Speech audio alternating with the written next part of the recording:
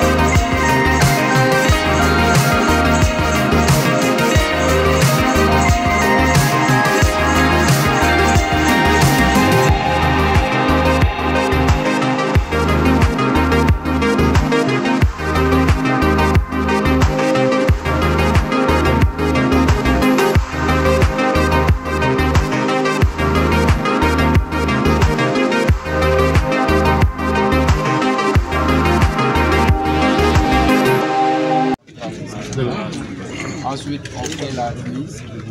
Je fais un petit speech avant que ça se passe. Monsieur le gouverneur, chères autorités ici présentes, chacun en ses titres, rangs et qualités. Nous sommes là donc aujourd'hui au nom de la coalition des centrales syndicales du Sénégal, donc pour procéder au rituel du dépôt du traditionnel cahier de doléances. Vous dire aussi que cette année, donc, selon les directives du niveau national, nous avons fait des efforts pour avoir un seul cahier de doléances, donc, qui regroupe l'ensemble des doléances des différentes centrales syndicales. Et je pense que c'est un grand pas que nous avons déjà fait, conformément au thème que nous avons choisi cette année, un mouvement syndical fort dans une démocratie renforcée. Et je pense qu'aujourd'hui, quand on parle de mouvement syndical fort, donc ça nous appelle vers l'unité syndicale, qui aujourd'hui est la seule voie qui peut faire la différence quant à la prise en charge correcte des préoccupations des travailleurs. C'est pour cela que nous voudrions vraiment vous rassurer de la parfaite collaboration que nous avons eue, en tout cas ici à Ziguinchor, avec tous les responsables, notamment de la CSA, donc de l'UDTS, de la CNTS-FC, de la CNTS et de l'UNSAS, pour le travail qui a été fait pour avoir donc ce cahier de doléances. Nous osons espérer, cette année-ci, avec les nouvelles autorités qui sont élues, que ce cahier de doléances sera passé au peigne fin par l'administration pour que l'ensemble des préoccupations donc, des travailleurs soient prises en charge. Et que aussi, donc, le panier donc, ou bien le coût de la vie donc, des travailleurs soit vraiment réduit de manière drastique, comme l'a souhaité la population du Sénégal. Parce que nous savons qu'aujourd'hui, avec la précarité que les travailleurs vivent, les salaires ne riment plus avec le coût de la vie. Et je pense que si le gouvernement fait des pas dans ce sens, ça va amoindrir largement, en tout cas sur un aspect, certaines préoccupations des travailleurs, en attendant de prendre donc les différentes préoccupations qui sont dans les secteurs. Donc c'est le message que nous voudrions vraiment lancer ici au niveau donc, de l'autorité suprême qui représente l'administration, notamment donc, le gouverneur, pour lui demander, en collaboration avec l'inspecteur du travail, que ces cahiers soient le plus rapidement possible exploités pour qu'on puisse donc prendre en charge les préoccupations des différents secteurs. Monsieur le gouverneur, vous n'êtes pas sans savoir, surtout par rapport aux collectivités territoriales. Ça fait presque 2 ans qu'ils sont là à revendiquer donc, un alignement par rapport à la revalorisation salariale qu'a connu donc les autres secteurs dans la fonction publique. Et nous jugeons que c'est une revendication légitime et nous espérons qu'avec le gouvernement qui est en place, ils vont prendre très rapidement cette problématique pour vraiment la résoudre. Je pense qu'il n'est pas correct que des travailleurs demandent une préoccupation depuis plus de 2 ans et que ça ne puisse pas trouver donc solution. Donc je pense qu'on dit donc dans le syndicalisme, nous on est contre l'injustice et ce cas patent c'est de l'injustice. Nous voulons vraiment que cette injustice soit prise en charge et nous comptons sur vous pour relayer l'information en tout cas au niveau national. Concernant aussi donc les domaines comme l'éducation, il y a le cas des décisionnaires qui est là, qui est un cas qui est très patent et que ces camarades vivent la précarité à la retraite. Nous voudrions aussi que des solutions soient trouvées par rapport à ces cas-là.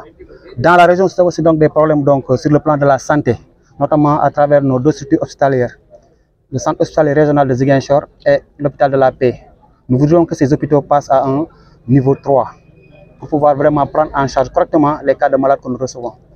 Au vu de la position stratégique de ces hôpitaux, qui vraiment ont une mission régionale, mais aussi une mission sous-régionale. Donc, vous savez que donc, même la Gambie, donc la Guinée-Bissau, les gens viennent prendre des soins au niveau de ces hôpitaux-là. Nous voulons vraiment que ces préoccupations vraiment soient prises en charge quand même pour que Ziguinchor puisse vraiment redorer avec son blason d'antan. Sur le plan aussi touristique, nous souhaitons aussi la relance donc, du secteur touristique, qui est le poumon économique de la région. Nous avons vu que depuis l'après-Covid jusqu'à présent, quand même ces structures vivent des difficultés. Et je pense qu'ils ont besoin d'un accompagnement pour que ces défis puissent vraiment être relevés. Sur le plan aussi donc, du secteur informel, nous demandons aussi donc l'accompagnement, mais aussi la réorganisation, la formalisation et le financement de ces différents secteurs, donc issus donc du secteur informel. Parce qu'aujourd'hui, l'économie informelle quand même est le poumon économique donc, au niveau donc, du niveau national quant aux rentrées de fonds sur le plan économique. Voici donc un peu résumé, monsieur le gouverneur, les points saillants de nos cahiers de doléances pour vraiment cette année. Vous remercier vraiment pour vraiment la disponibilité et le fait que vous nous ayez reçus ici donc à la gouvernance pour vraiment procéder à la solennité et vraiment à la sacralité de ce dépôt de cahier de doléances. Merci monsieur le gouverneur. C'est ça. On va symboliquement faire la remise. Bien.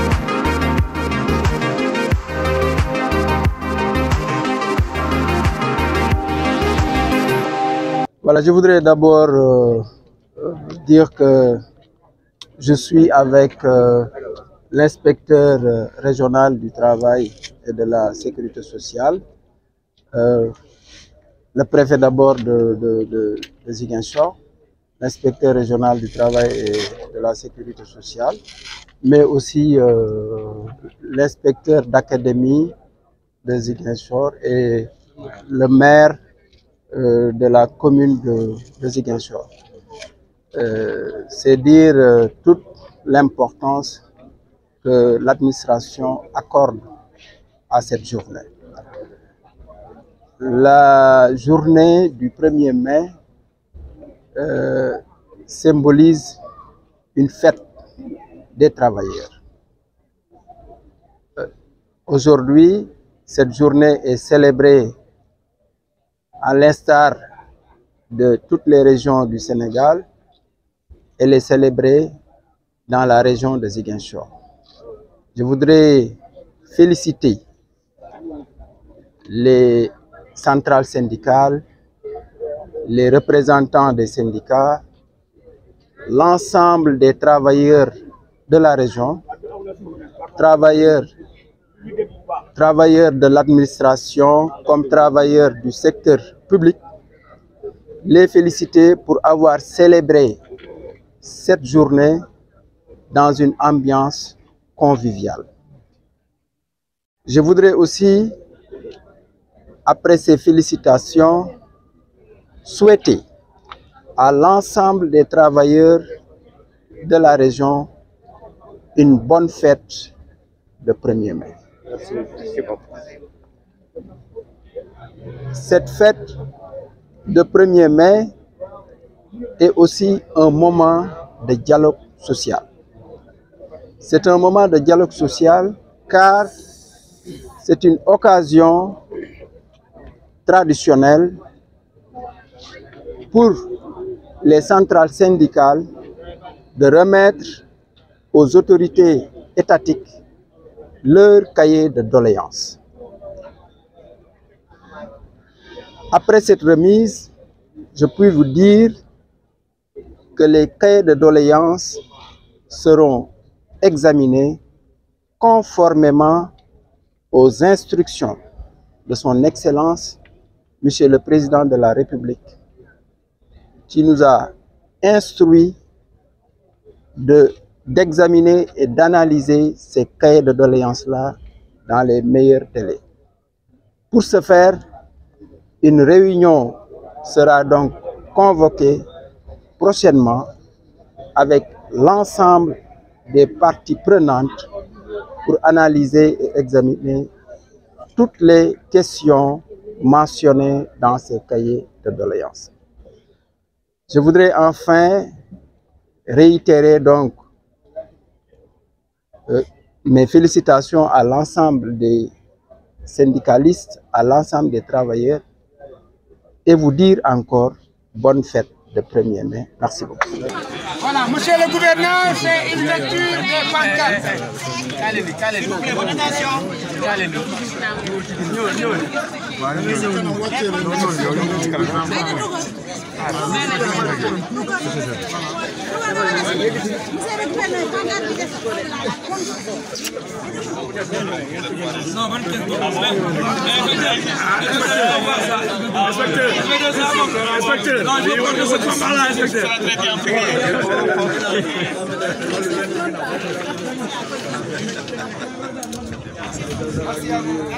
Allez, merci monsieur le gouverneur. Félicitations. Voilà, donc ce qu'on peut retenir d'abord, c'est l'aspect vraiment de la solennité par rapport à ce dépôt de cahier de doléances, qui est un rituel annuel que nous faisons donc pour porter les préoccupations donc, de l'ensemble des travailleurs au niveau de l'autorité administrative de la région. Donc nous nous réjouissons quand même aujourd'hui d'être reçus par monsieur le gouverneur, qui a eu une oreille attentive par rapport donc à ces quelques doléances que nous avons eu à citer, les points saillants, et il nous a aussi promis quand même de convoquer incessamment une rencontre dans laquelle nous allons examiner les doléances donc, des travailleurs conformément aux instructions reçues donc, à leur niveau qui ont été donc, données par monsieur le Président de la République du Sénégal. Donc cette année-ci, donc, concernant le cas de doléances, les points les plus saillants donc, tournent d'abord autour des préoccupations que vivent donc, nos camarades qui sont au niveau donc, des collectivités territoriales.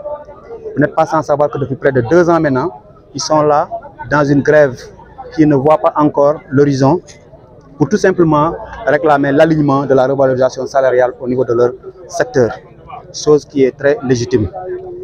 Il demande aussi donc à ce qu'on puisse mettre en œuvre la fonction publique locale conformément aux dispositions réglementaires au niveau donc du secteur donc des collectivités territoriales. Si on prend donc le secteur de l'éducation, le point le plus saillant actuellement, c'est la question des décisionnaires.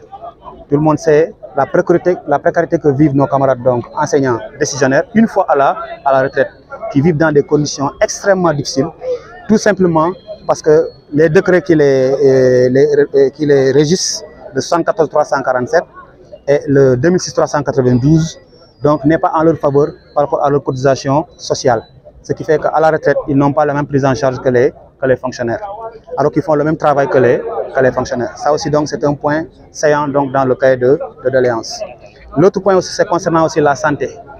Vous n'êtes pas sans savoir que récemment même, nos camarades de l'hôpital régional de Ziguinchor sont en mouvement d'humeur, donc pour réclamer quand même le respect de certains aspects liés donc à leur prise en charge salariale. Alors que les questions de salaire ne se négocient pas, notamment s'il s'agit donc des cotisations sociales à l'IPRES ou à la caisse de sécurité sociale, ou bien des questions d'avancement, ou bien des questions d'ancienneté. C'est des questions qu'on ne négocie pas. Mais aussi, demande aussi donc au niveau de ces hôpitaux qu'on puisse donc les ériger à des établissements publics sanitaires de niveau 3.